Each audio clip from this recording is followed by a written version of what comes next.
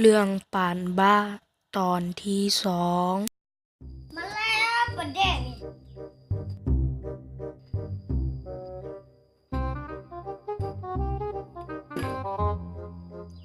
ใช่ว่าเจ้าเสี่ยวปลาแดกมา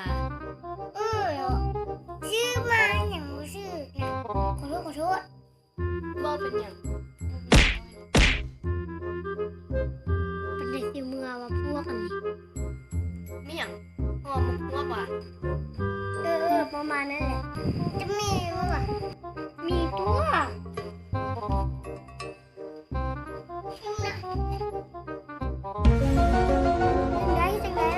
จังไดแล้วมันนี่เอาไป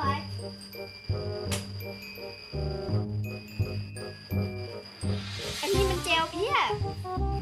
อืม ลูกฉันค่อยกลับเด้อบัดนี้น่ะค่อยอิ่มละอู้ทำงานไป แค่หานนี่